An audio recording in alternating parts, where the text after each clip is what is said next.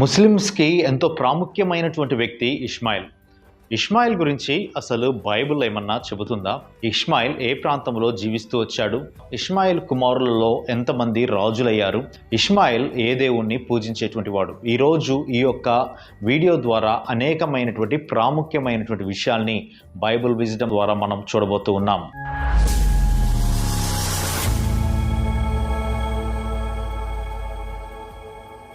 అబ్రహాముకు అదేవిధంగా హాగరుకు పుట్టినటువంటి కుమారుడే ఇష్మాయిల్.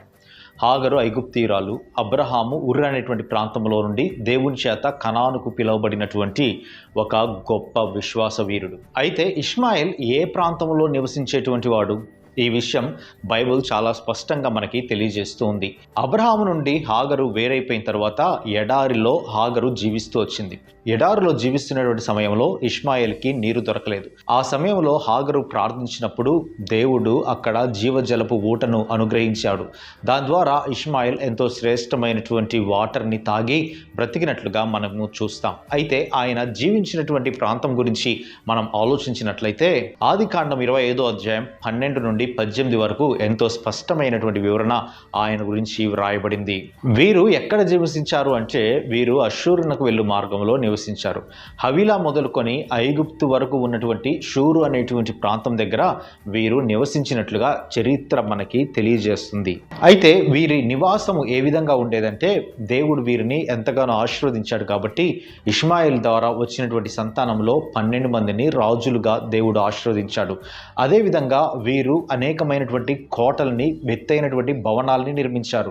వీటితో పాటు అనేకమైనటువంటి గ్రామాలలో ఇష్మాయిల్ యొక్క పిల్లలు ఆ ప్రాంతాల్లో ఎక్కువగా ఎడారి ప్రాంతంలో నివసిస్తూ అనేక ప్రాంతాలకు విస్తరింపచేసి అనేక గ్రామాలుగా, పట్టణాలుగా వారు అభివృద్ధి చెందినట్లుగా మనం చూస్తాం. కారణం దేవుడు ఇష్మాయిల్ని ఆశీర్వదించాడు. ఇష్మాయిలు తన 137వ సంవత్సరమున ఆయన మరణించాడు. అయితే ఇష్మాయిల్ అసలు ఏ దేవుణ్ణి పూజించాడు? ఇది చాలా మంది అడుగుతున్నటువంటి ప్రశ్న.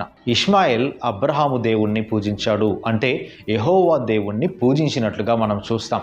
ఈ మాటలు బైబిల్లో ఎంతో స్పష్టంగా వ్రాయబడి ఉన్నాయి. ఆదికాండం 25వ అధ్యాయం 17వ వచనాన్ని మనం ఒకసారి చూసినట్లయితే ఇష్మాయిలు బ్రతికిన సంవత్సరములు 137. అప్పుడు అతడు ప్రాణం విడిచి మృతి పొంది తన పితరుల యొద్దకు చేర్చబడెను.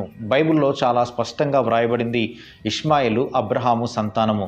అబ్రహాము సంతానము అయినటువంటి ఇష్మాయిలు పూజించింది అబ్రహాము దేవుణ్ణి. అబ్రహాము దేవుణ్ణి పూజించాడు అంటే యెహోవా దేవుణ్ణి పూజించాడు. ఇష్మాయిల్ ఈరోజు పితరులతో కలిసి ఉన్నట్లుగా బైబిల్ తెలియజేస్తూ ఉంది. బైబిల్ మానవుడి యొక్క జీవితం గురించి మాత్రమే మాట్లాడలేదు. బైబిల్ మానవుడు మరణించిన తర్వాత ఎక్కడ నివసిస్తాడు అనేటువంటి విషయాన్ని కూడా బైబిల్ ఎంతో స్పష్టంగా తెలియజేసింది.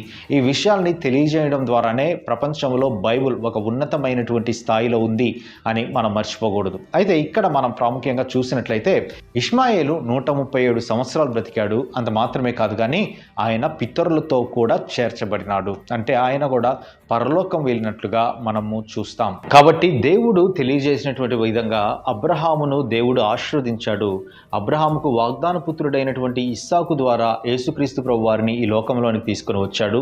అదేవిధంగా అబ్రహాము హాగర్ ద్వారా పుట్టినటువంటి ఇష్మాయిల్ సంతానాన్ని కూడా దేవుడు ఆశీర్వదించి ఫలింపజేశాడు. అందుకే ఇష్మాయిల్ యెహోవా దేవుణ్ణి కొలవడం ద్వారా ఆయన పరలోకానికి చేర్చబడ్డాడు. ఈ విషయాల్ని బైబిల్ ఎంతో స్పష్టంగా మనకి తెలియజేస్తుంది. ఈ యొక్క బైబిల్ విజ్డమ్ అనేటువంటి ఈ శ్రేష్టమైనటువంటి కార్యక్రమాలని మీరందరూ కూడా వీక్షించవలసిందిగా కోరుతా ఉన్నాను. మరి ఇంకా అనేకమైనటువంటి లోతైనటువంటి మర్మాలు దేవుడు మనకిచ్చేటువంటి శ్రేష్టమైనటువంటి మాటల్ని మనము అన్నీ కూడా ఎపిసోడ్స్ రూపంలో తీసుకురావడానికి ప్రయత్నం చేస్తూ ఉన్నాం. కాబట్టి మీరందరూ చూడవలసిందిగా ప్రభు పక్షాన కోరుతా ఉన్నాను. Thank you very much.